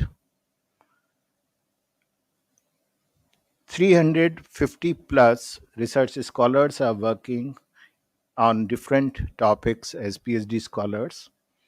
Maximum of them are working in multidisciplinary, interdisciplinary areas. And many things we are trying to do, because I personally believe that the work of any university is not only just to disseminate the information, but the most important thing is to create new knowledge. And these 71 webinars also have given us an opportunity to create new knowledge. New projects have come up, new relationship we have developed through many of the MOUs. We are looking forward to work very closely with them. And Secondly, now once that knowledge is created, we want to integrate that knowledge with the industry and all. And the third most important thing will be how to apply that knowledge, application of that knowledge. So I invite everybody, those who are sitting with us today, those who have spare time, whatever you have, please do share with the young generations. Your knowledge, your experience, your exposure, your success, your failure, please do share with the young boys and girls. They are very eager to learn. Experimentation, we are talking in our new education policy also, experiential learning and all those things we are talking, but much is not happening. Much is not happening. Maybe your experience will give courage to the young boys and girls to do new experiments, to fail again and again. When you were talking about that how you become an IAS officer, how you decided to become an IAS officer, it is inspiring. You could have been a frustrated man. Okay, I was in a Sainik school and I was rejected due to something. But now you are doing a wonderful job. These things need to be shared, and I am sure that having Dr. Ashok Dalwai in the family of Shobit University will add a lot many value to our complete educational ecosystem, to our students, and our students will get enriched by your experience, exposure, and personally as a chancellor, I'm looking forward not only to learn many things from you, but having many projects from your department too. Thank you very much.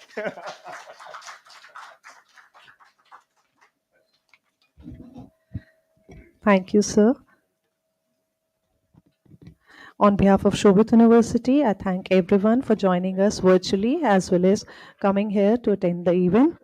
Now it is open house for discussion and interaction with Dr. Ashok Dalwai, sir.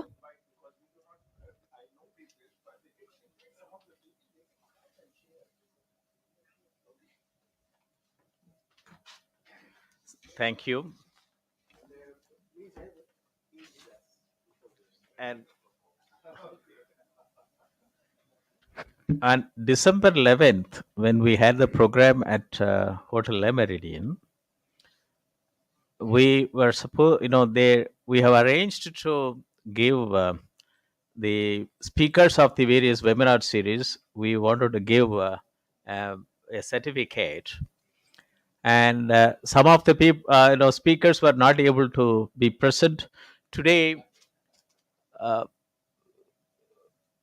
Some of them have come, so I would like to, invite them. And since Dr. Dalwai was the chief guest on the day, and both the vice chancellors and chancellor are there, so I would like to use this occasion for 2 to 3 minutes to hand over that certificate of appreciation, and would like to call Dr. Harinder Singh.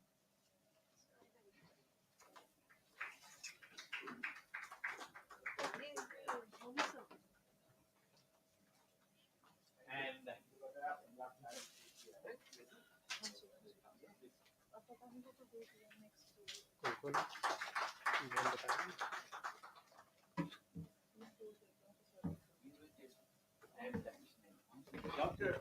Harinder Singh, I would like to inform him, he is from for the last 35 years, is working in the product industry. He delivered a very important talk in the National Webinar Series on doubling farmers' income. Commercial processing of fodder is a game changer in dairy industry. And he has also signed an MOU with the university to train the students for the rural youths in this process. And today he has traveled all the way from Kannam, from Punjab, to participate in this program. And thank you very much, Dr. Harinder Singh. And you can.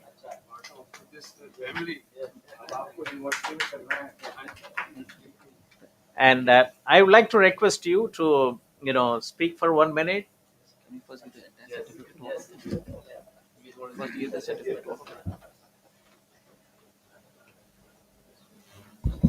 Thank you, Dr. Moni Saab, and thank you, the senior dignitaries on the dais, and the faculty people.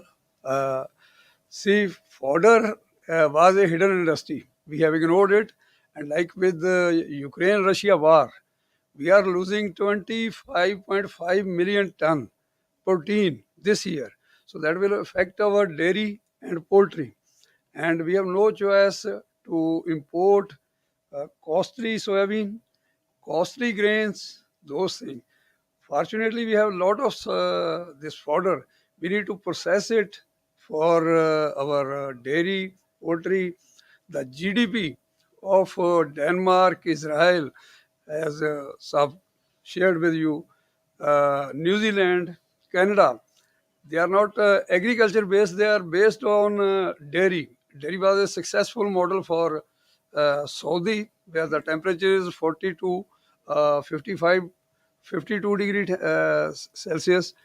And we can, improve. We have sufficient space, we have sufficient chances to fulfill the dream of our honorable Prime Minister to add to the income of the farmers and to change the face of dairy and poultry through commercial processing of fodders.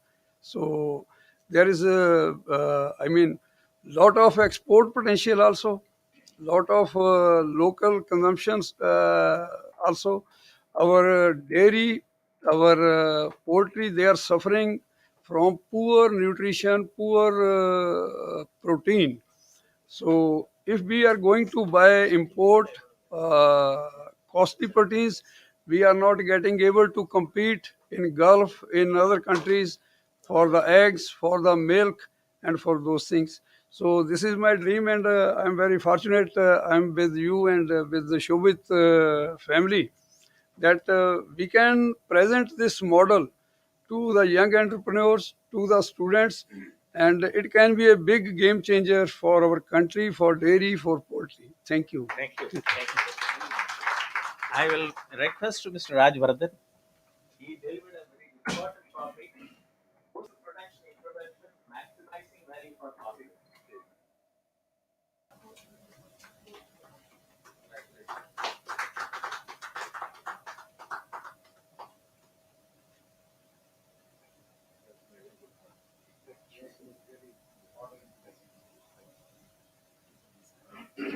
I think Dr. Gupta has come. I don't know, he has gone out. Okay.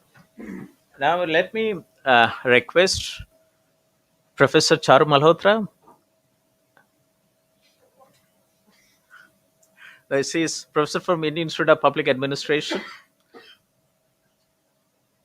No. Yeah, to speak. We have given her when she participated in the merit program. Yeah. But So one thing he's is you have to remove your this one. I was not able to recognize. so you're taking the toll of giving me that already.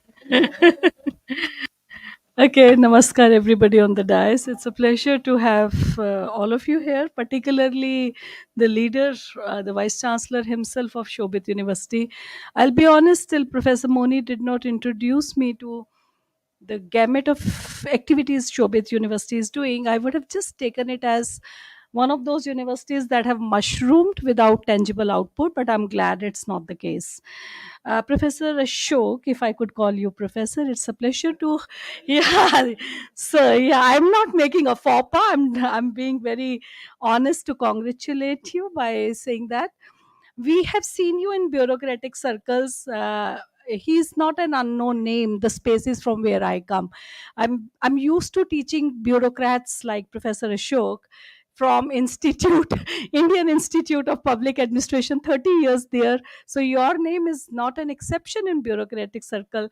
You are enterprising, you are a leader who's done 99% perspiration and 1% of some god given opportunities. So it's a pleasure to welcome you to our fold, if I could say that, through Vice Chancellor himself and through somebody who's inspired me lifetime. Thanks for inviting me. Thank you. Thank you. Thank you. Mr. P.K. Mishra, former Managing Director, Fiscopet.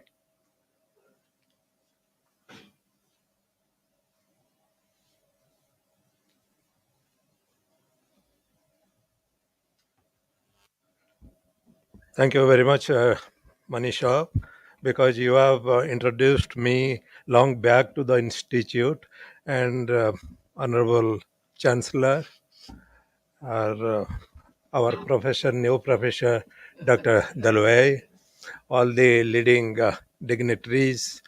It is a pleasure because I am from a not very much from a diverse sector. Yes, I am from a diverse sector. Basically, I am from the agriculture field. I'm basically an agricultural engineer, but I changed, diversified my field, and I worked for many years in the field of fisheries and cooperatives. You see, the government has given more thrust on blue revolution, and you people have contributed a lot of to a green revolution. Now it is time to focus more on blue revolution, doubling of farmers' income. Yes, it is a priority agenda for all of us. And in my setup, as you told that even though after my superannuation I am still continuing, I am holding the charge of the managing director in the federation, but there is a lot of potential in the fisheries sector. I need the guidance of Professor Saab and of the institute also. 5 years before, when there was no data in this country for the cooperatives, in fact, there are about 8 lakh cooperatives in this country, and the cooperative movement is contributing so many members, maybe around 25 crores of members. Nobody knows that.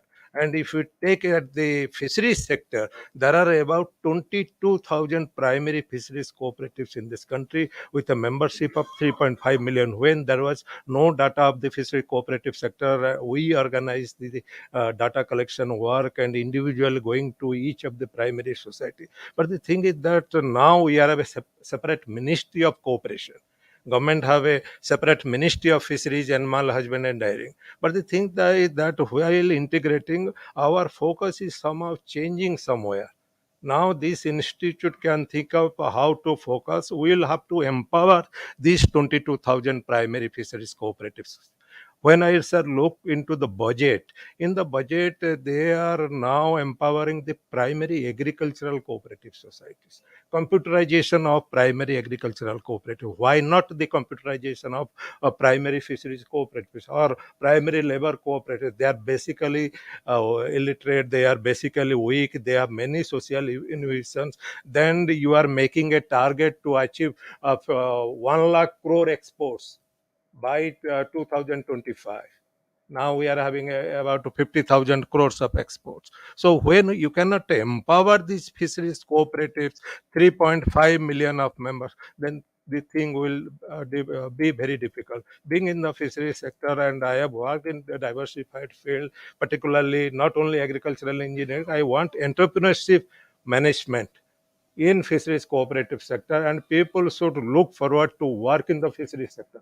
Huge potential in fisheries sector. There are a lot of water all over the world, 70% of water, and you can have the fish crop everywhere where there is water. Even if 1 feet of water, you can have pisciculture, pedicum pisciculture. Even if you need 4 feet of water, you will have the pisciculture also. You can increase the production, you can increase the productivity. But people should, at the helm of affairs, they should be interested, and there should be a focused group like this institute. Now I am, sir, very happy. I will take some time to interact with you. I know you very much because you are a bureaucrat in my own state. In my own state, you know my language also, we can interact. But yeah, sir, we have met, but the thing is that fisheries sector is not growing the way. I know Mr. Mani for the last 12-15 years, and we work together. Then we focus that we should focus on some cooperative institute and empower them. Now the government is thinking of FPOs. I had a concept before that also. You select the potential cooperatives, primary cooperatives. They could be converted into FPOs. Why do you go for FPOs? FPOs can be through the Companies Act, by the Societies Act, and by the Cooperative Act. And these cooperatives could be FPOs. So this is not the forum, but I, sir, congratulate you for this conferment of professorship of this renowned institute. And I am sure this fishery sector should not be neglected in the name of agriculture. Thank you, sir. Thank you, Mr. Aji. And let me invite Mr. Satyanarayana ji, the Managing Director, National Labor Cooperative, Union, former Chief Executive, National Cooperative Union of India. Thank you, Manisab. I knew you for last so many years. When I was MD of National Cooperative Union of India, we met together and discussed about the cooperative movement, how it can help the agriculture and the farmers in the income doubling by 2022. I interacted uh, respected Dalwai Saab and other chancellor and vice chancellor, all the at the top as members. When I met Dalwai Saab around, I think, 5 years back in each chamber, I found in him more than I met sir around 5 to 6 times. Uh, I found in him that I am the person. I found in him that he is the person. He is not bureaucrat.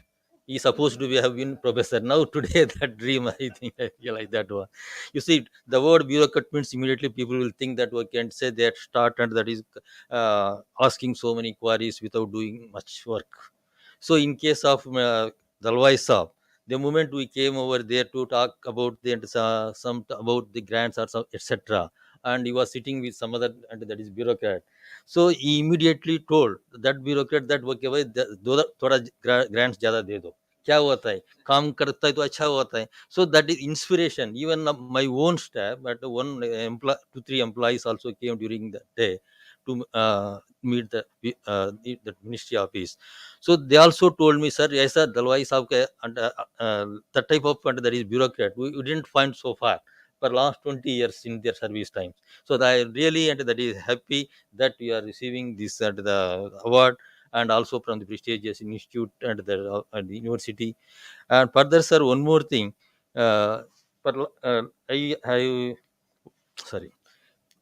I have been working in NCA for last almost 25 years earlier. I retired recently, and after that I joined National that is Labor Cooperative Federation. So during my last 25 years tenure, when I was working in NCA from that is director and above levels, I met almost all the IAS officers, but only two IAS officers I am recognizing still today. But I have not taken any work from you, but I am recognizing you.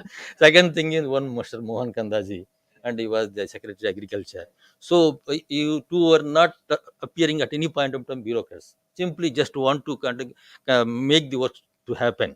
So that thing I think still I am remembering, and I once again I because as a labor federation MD, also I would like to meet you because last 2 years of COVID situation, and also I have been suffering with some problem, health problem.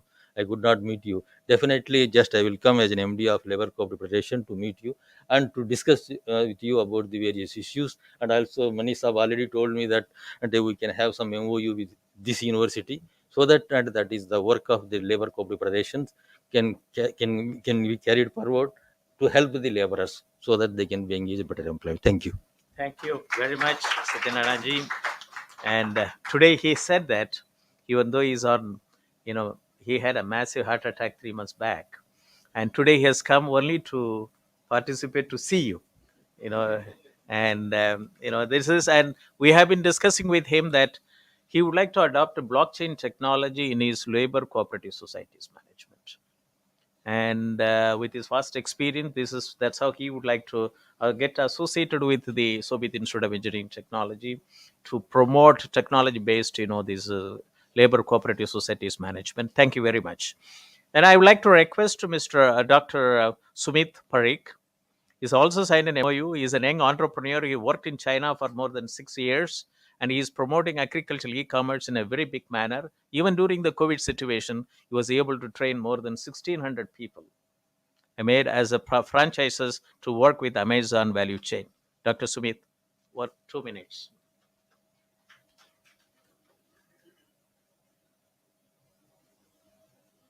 Thank you so much, everyone here. I'm not yet prepared for, and I'm not too good in that. Uh, yeah. So, Dr. Ashok, sir, thank you so much. I'm so glad to see all of you. I don't have words for it. Thanks to Professor Moni to introduce me here.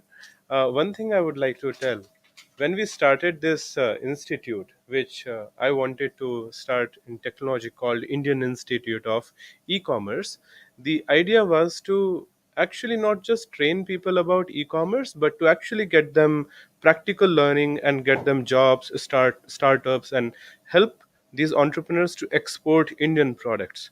And the one industry which always made me think that what product we can export as Indians is agriculture and agricultural products. And trust me, I had no idea how do I go ahead. It's 7 years down the line. Professor Moni, somehow we got connected, and he said, why not we start a value chain, create a postgraduate program on agricultural e-commerce. It was amazing because I had no idea. He is guiding me, Kumar sir is guiding me, and we have created a program. Now the idea is to create many entrepreneurs who can export. Till yesterday, I was in South Africa. I was meeting the king of Zulu Kingdom, which is basically kingdom within South Africa. He has got 3 million hectares of land, and he is looking for drones. He is looking for nano urea. Sir introduced me to somebody who is an inventor for nano urea, and I proposed everything that we can export from India. And he's like, okay, I'll buy everything. So I have got deep connects in Africa, in Southeast Asia, especially because of my connects with Alibaba, because I was global partner for Alibaba Group long back, and traveled almost all the countries with Chinese money. So my experience is now how we can actually give strong competition to China is by creating an export hub, which is possible through e-commerce. And I think e-commerce and agriculture goes hands on, because if you have a lot of farmers and you want to double or triple their income, it is only possible if you have entrepreneurs who can export products. When we say Sonegi Chidiya, the past was of stories, I think the reality right now is we need to create young entrepreneurs who can export. What is the best way? I think that only Shobit University can do it. I alone cannot do it. I have a tech infrastructure, I have a process in place, but I don't have young talents like you, which I need actually. And then we all can work and do something. It will take some years, I understand. Nothing is possible immediately, but a lot of things we can align and we can work on. So I just request all of you to help this cause so we can make something great. Thank you. Thank you very much. I also would like to tell about him that he is the man who was able to establish Malaysia's first digital free trade zone. And so he's also going to, he signed an MOU with the university to make one digital free trade zone from the Soviet Institute of Engineering Technology in Soviet University to facilitate MSMEs. So this is, thank you very much, Dr. Sumit. And uh, Dr. Agarwal, Professor Agarwal, it's okay, fine. And Dr. Gupta has come, I think he's gone back. Mr. Rajiv Agarwal has gone. He's working on a farming as a service. And then let me invite. That's right. That's the next one. So let me invite the school friend of Dr. Professor Dr. Ashok Dalwai ji, Mr. Satija.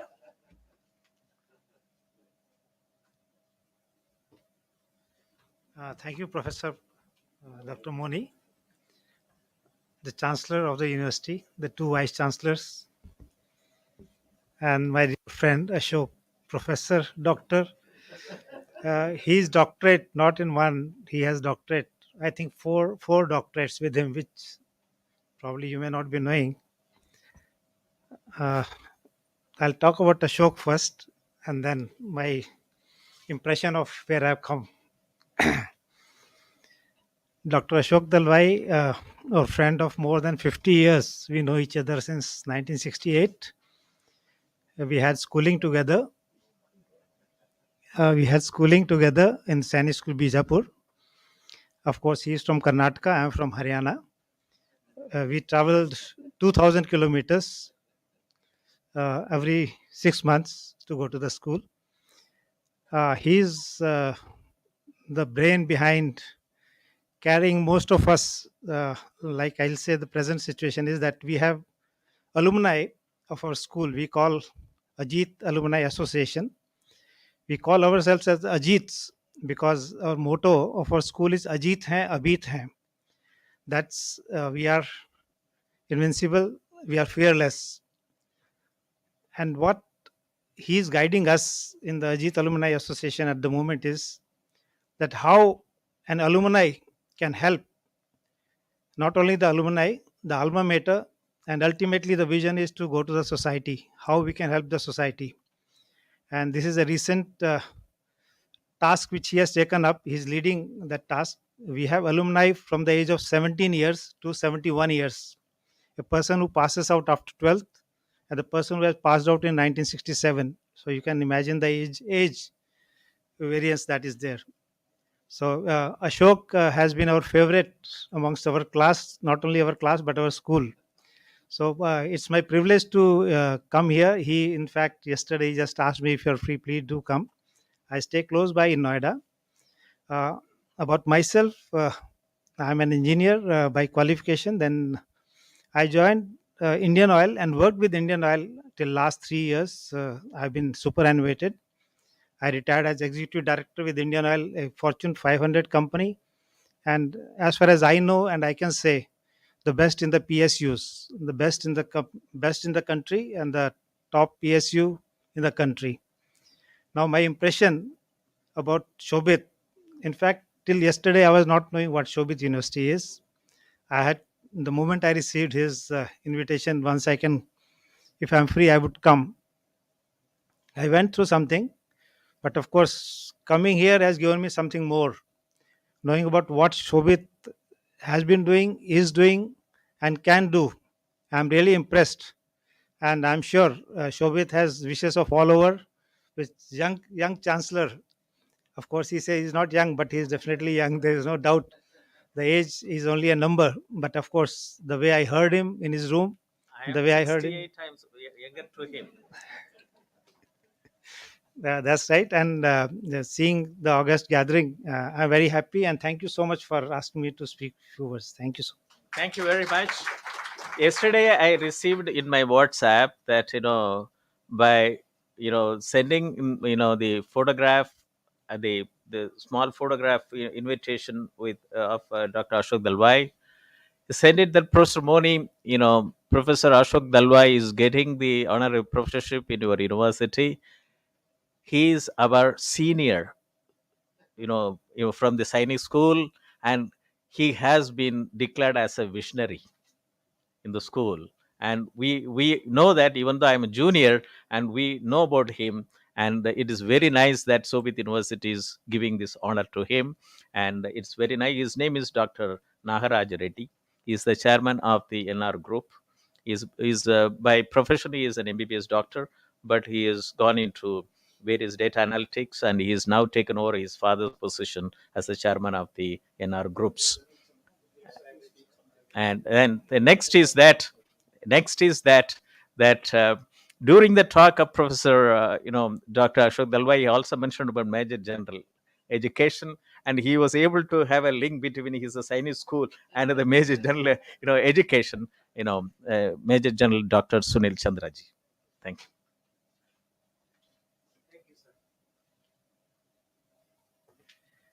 The distinguished guest of the evening, Dr. Dalwai, Professor Dalwai, Honorable Chancellor, the Vice Chancellors, and the August gathering here. It's my pleasure to be here every time when there is some function, formally, but informally also. I come and discuss many things with the Chancellor from time to time. The moment I came to know that he is from Sainik School, Bijapur, where I have been a number of times, not as many times as you. You stayed there for 6 years. 6 years. You passed out from 11th maybe. So now it's 12th, 7 year. So we had the principals conference, and I headed the Sainik School Society also. And so therefore we had the Sainik School principals meeting. And I want to place on record that the Sainik School Bijapur Alumni Association is so powerful that when we went there, the swimming pool was not functional. And I remember that, and the Alumni Association gave them the filtration plant. They gave them the ambulance and all that. And there's a plant, Zapotra, sir. What is that diesel Zapotra? Yeah, that form was made in their school at that time. That form was developed in the school, and they had the commercials also out of it. So, I mean, that is as far as the Sainik School, Bijapur, and its alumni is concerned. And I am very happy to share with you that very many distinguished students from that school who joined bureaucracy, who joined army, and who joined elsewhere. One General Halgali also retired from, who became vice chief. He retired from there. And my association, especially with Bijapur, because I was in Satara, the neighboring school, and for our school competitions, we used to go to Bijapur. So that is our association. Very, very small words. Yeah, yeah. And I just want to say that army is construed very differently in this country. But my first posting was in Mokokchung, which is a district in Nagaland. And the day I reported, after 3 days the unit was moved to a place called Tunsang, and further up to Tobu and Chonglangshu was the post where I, in the ambush, I was wounded, declared dead, but came alive. And that is the time, when I was told by the brigade commander that you should help the local Nagas in their zoom cultivation. So, and the jungle fires that were taking place, and maize growing, and identify in the thick jungles where we were not knowing that we are in India or we are in Burma. That was the area when intertwined. And I was told dalchini trees were there to identify those trees and all that. So my association with the agriculture started from there. And imagine, from Nagaland I came to Rajasthan, Shri Ganganagar. What a posting, from hills we came there. And here also there were a lot of breaches taking place, illegally. The water, they used to take out and all that. And how do we make use of sarkanda? We became major consumer of sarkanda, which was in large number along the Gang Canal and all that. So in one way or the other we remained connected. And I remember that every army unit was encouraged thereafter to have its own form. But again, the proposal got shot down because the Director General of Defense Estates came. He said that you got to give us an X amount for growing all that. So anyway, these ups and downs have been there. And I welcome you, sir, in the galaxy of scholars of Shobit University that it has produced. And they have done tremendous work. I am from JNU, did my MA, MPhil, PhD before joining the army. And but my heart is sold out to this university, just because the university focuses only on quality. Number of times when I initiated discussion with the Honorable Chancellor about being commercial, he said, no, I am there for quality. And that quality speaks in number of patents that they have done, the number of research papers internationally that have been acknowledged, and the kind of scholars that have been associated. With that, I end my talk, and with formally thanking you once again in the portal and the folds of Shobit University. Thank you, sir. Thank you very much. And with this, I hand over to Nega to take that. Thank you. Thank you, everyone. And in the end, I request Shri Devin Narayanji, Director HR, to formally welcome Professor Ashok Dalwai sir in the Shobit family, and then request everyone to join for high tea.